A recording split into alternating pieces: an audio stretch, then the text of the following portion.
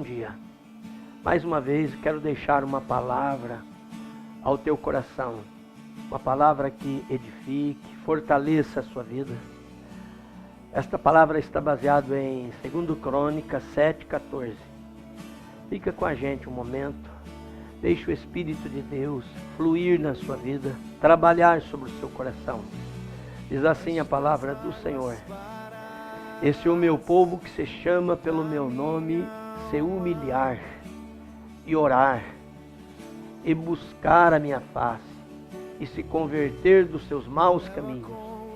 Então eu ouvirei dos céus, perdoarei os seus pecados, sararei a sua terra.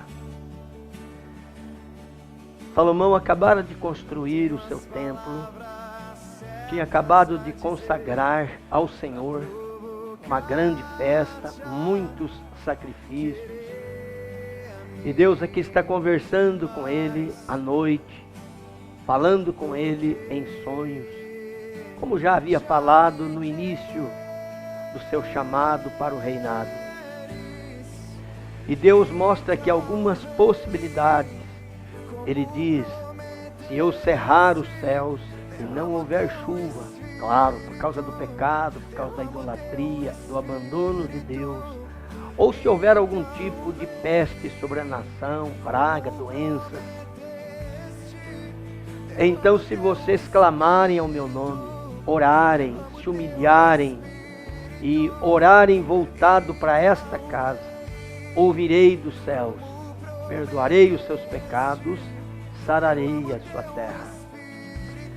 Nós entendemos por esse texto que muita coisa que acontece na nossa nação não acontece aleatoriamente, mas acontece porque Deus, que está no controle de tudo, Ele às vezes envia a seca.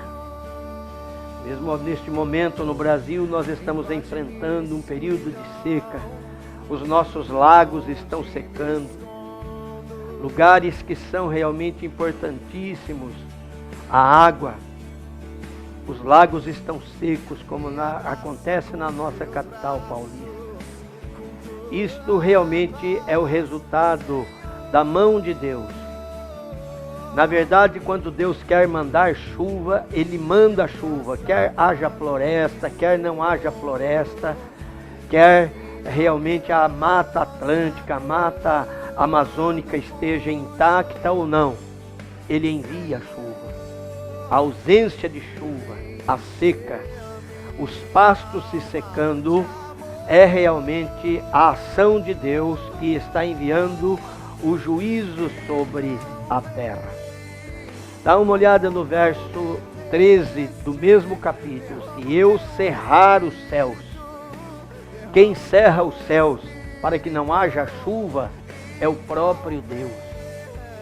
Aqui diz mais: não houver chuva, ou se eu ordenar aos gafanhotos que consumam a terra. Aqui é um tipo de praga.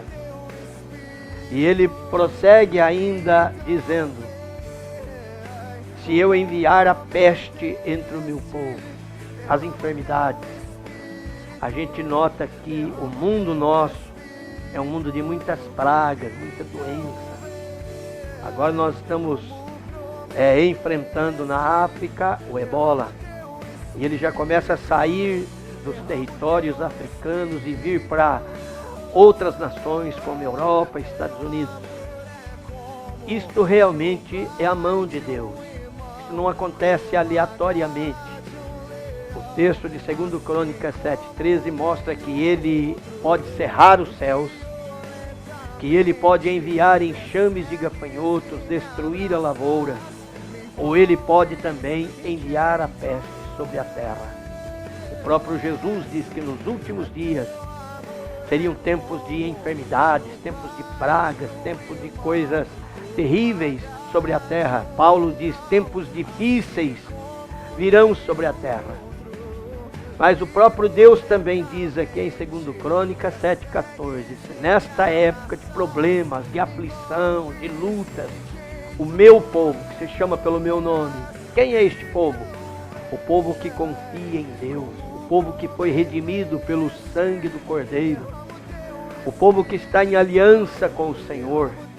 o povo que foi chamado para ser intercessor sobre a face da terra, o povo que confia na palavra de Deus, que recebeu o perdão de Deus pelo poder do sangue da cruz. Se este povo se levantar como intercessor, a Bíblia diz: ouvirei dos céus, sararei a sua terra. Deus não precisa de um exército muito grande de homens e mulheres para interceder. Em um texto do livro do profeta Ezequiel, Deus diz: busquei um homem que se colocasse na brecha, um homem que tapasse realmente a brecha com a sua intercessão, para que eu não destruísse a terra. Mas a ninguém achei, pelo que enviei o juízo. Eu enviei então a condenação, porque ninguém intercedeu. Nós precisamos nos levantar nesta época. É uma época que a nação nossa, a nação brasileira, precisa de intercessores, homens e mulheres que orem, que intercedam pelos problemas que nós enfrentamos.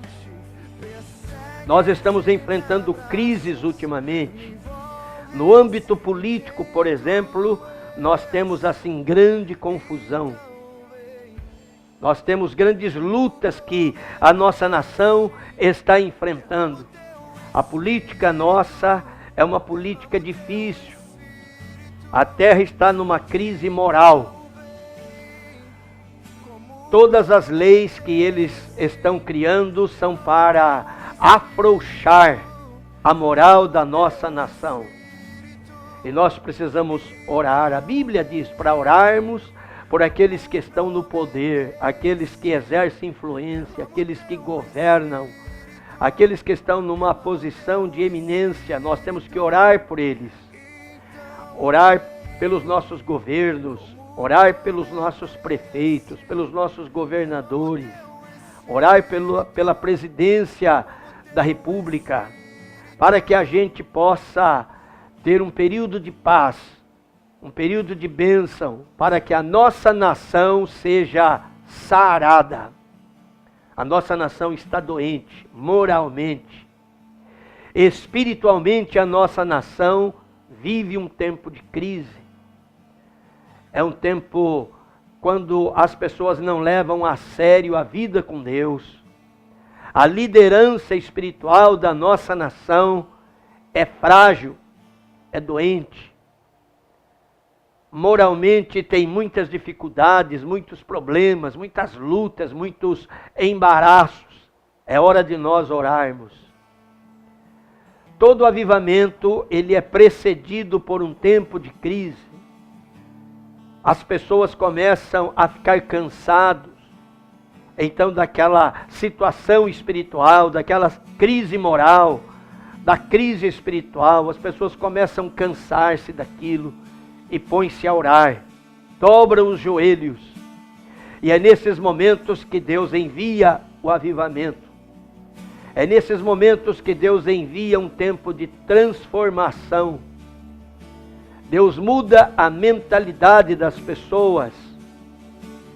É isso que Deus quer. Para que haja um avivamento, é preciso mudar a nossa mentalidade, a nossa maneira de pensar.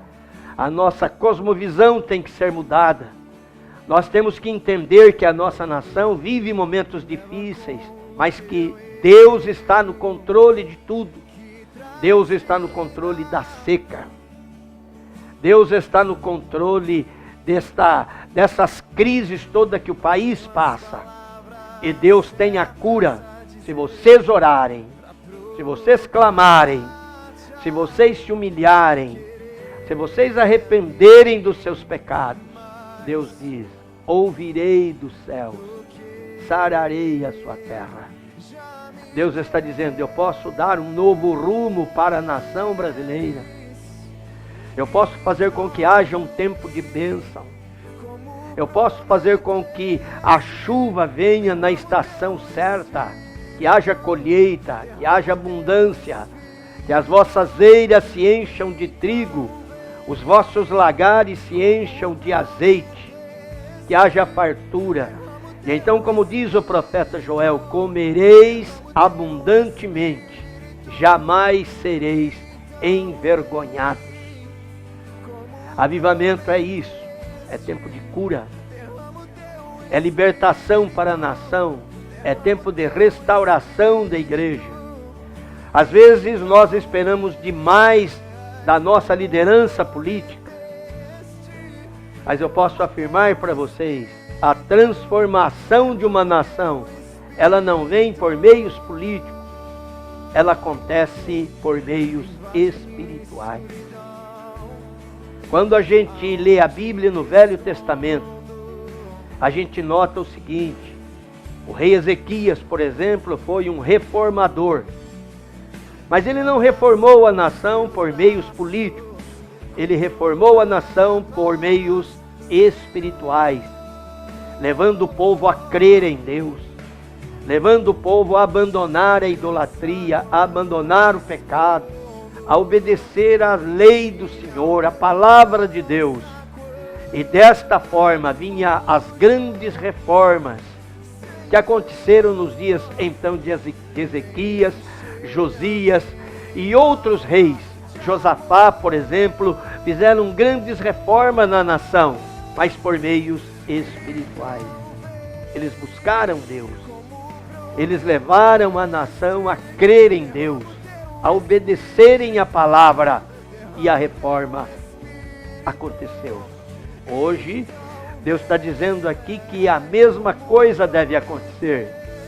Se a nação brasileira, aquele povo que crê no nome do Senhor, realmente se voltar para Deus, abandonar os pecados, confiar na palavra, confiar em Deus e realmente se arrepender de tudo aquilo que vem fazendo que entristece ao Senhor, a Bíblia diz, vai haver cura na nação, vai haver restauração na nação, vai haver um avivamento na nação, a chuva virá no tempo certo, haverá grandes colheitas, haverá grande desenvolvimento no campo industrial, haverá desenvolvimento também na área social, haverá transformação na área econômica.